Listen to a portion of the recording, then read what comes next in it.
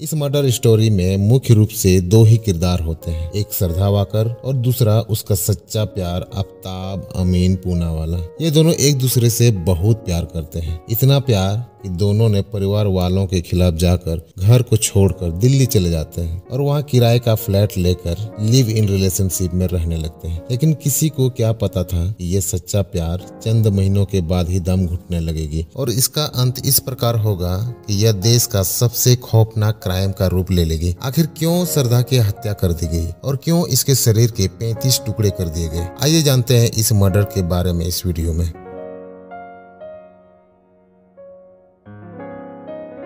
27 वर्षीय महिला श्रद्धा वाकर महाराष्ट्र के पालघर जिले के वसई की रहने वाली थी। उन्होंने वसई में ही एक कन्वेंट स्कूल में पढ़ाई की थी। उसके पिता विकास वाकर अलग रहते थे और इलेक्ट्रॉनिक्स सेवा का कार्य करते थे। मलाड में एक मल्टीनेशनल कंपनी के कॉल सेंटर में काम करने के दौरान श्रद्धा की मुलाकात एक डेटिंग ऐप के जरिए 28 वर्षीय आफ्ताब अमीन पूनावाला से होता है। ये मुलाकात धीरे धीरे प्यार में बदल गया। आफ्ताब भी वसई का ही रहने वाला था। संयोग से वह भी उसी कॉल सेंटर में काम करता था जहां श्रद्धा काम करती थी। श्रद्धा हिंदू परिवार से ताल्लुक रखती थी, वहीं आफ्ताब मुस्लिम परिवार से। चूंकि दोनों का धर्म अलग अलग था, इसलिए श्रद्धा के परिवार वाले इस रिलेशनशिप से बिल्कुल खिलाफ थे। इसी कारण 2019 में ही श्रद्धा अपने परिवार की इच्छा के विरुद्ध आफ्ताब के साथ रहने लगी और 2022 में श्रद्धा और आफ्ताब दिल्ली चले गए और महरौली के छतरपुर इलाके में किराए के एक फ्लैट में साथ रहने लगे। यही दोनों खुशी खुशी लिव इन रिलेशनशिप में रह रहे थे। लेकिन मई 2022 में दोनों में शादी को लेकर झगड़ा हुआ और गुस्साए आफ्ताब ने श्रद्धा की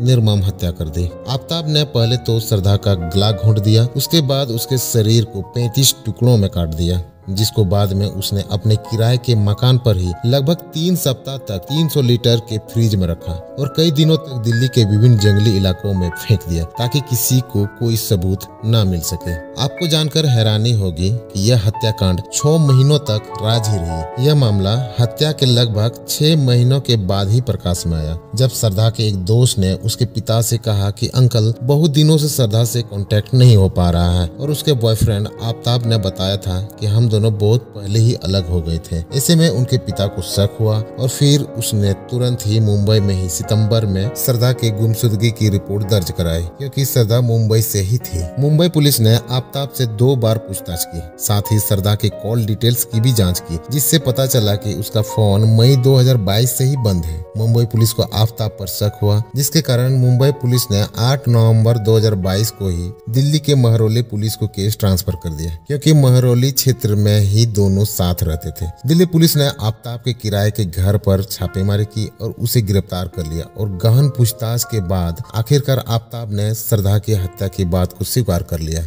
इस घटना ने पूरे देश को झकझोर के रख दिया। आफ्ताब ने जांच के दौरान पुलिस को बताया कि शादी को लेकर झगड़े के बाद उसने श्रद्धा वाकर की हत्या की और उसके शरीर को टुकड़ों में काटने का विचार उसे एक अमेरिकन सीरीज डेक्स्टर से आया।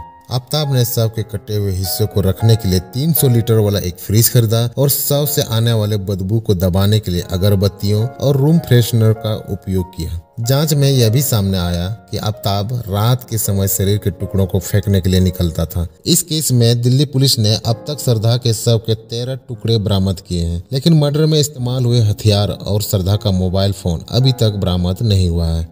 आइए अब जानते हैं कि आखिर पुलिस को इस मामले में कामयाबी कैसे मिली। श्रद्धा की हत्या 18 मई 2022 को हुई थी। आफ्ताब शव को 35 टुकड़े करके ठिकाने भी लगा चुका था। आफ्ताब ने इस हत्या को राज रखने का पूरा प्रयास किया। काफी समय तक वह इसमें कामयाब ही रहा, क्योंकि श्रद्धा घर छोड़कर आफ्ताब के साथ रहने चली गई थी। इसी कारण घर वाले भी संपर्क में नहीं थे, जिसके कारण यह हत्याकांड लगभग 6 महीनों तक राज ही रही।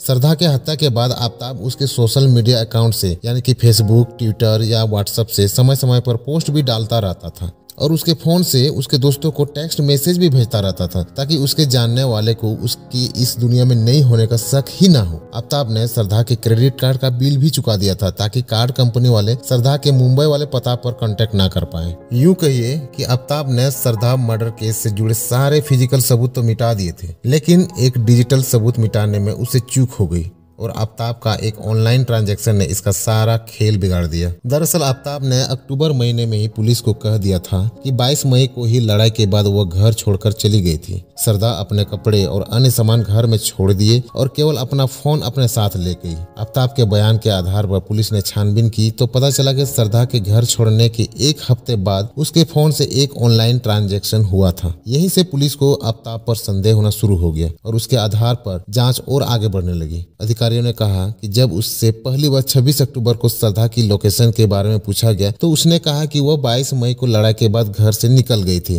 पुलिस के अनुसार उस फोन पर 26 मई के बाद से कोई इनकमिंग या आउटगोइंग कॉल की हिस्ट्री नहीं मिली, लेकिन बाद में जांच के दौरान एक ऑनलाइन ट्रांजैक्शन की डिटेल मिली जो 22 मई से 26 मई के बीच किया गया था। इसमें 54,000 रुपये श्रद्धा के अकाउंट से नेट बैंकिंग के जरिए आफ्ताब के अकाउंट में भेजे गए थे। अधिकारियों ने कहा कि उस ट्रांजैक्शन के दौरान उसके फोन की लोकेशन छतरपुर में ही थी। गौर करने वाली बात यह थी कि आफ्ताब ने पहले दावा किया था कि वो 22 मई को ही मोबाइल लेकर घर से निकली थी, तो उसका मोबाइल लोकेशन उसी जगह पर क्यों था? पूछताछ के दौरान जब आफ्ताब से ट्रांजैक्शन के बारे में पूछा गया तो इसका जवाब देने में वह चूक गया। यहीं पर आफ्ताब फंस गया। अधिकारियों के अनुसार आफ्ताब ने स्वीकार किया कि वह श्रद्धा का पासवर्ड जानता था और ट्रांजैक्शन भी खुद करता था। फिलहाल दिल्ली पुलिस ने श्रद्धा की हत्या के मामले में 6,500 से भी ज्यादा पेज की चार्जशीट दाखिल की है। चार्जशीट में कहा गया है कि आफ्ताब श्रद्धा की हत्या के तुरंत बाद ही डेटिंग ऐप के जरिए एक और लड़की के संपर्क में आया और उसको भी वह वही फ्लैट पर लाता था, उसके साथ भी रात बिताता था। इस पर आफ्ताब ने पुलिस को बताया कि दूसरी लड़की जब भी मेरे फ्लैट पर आती थी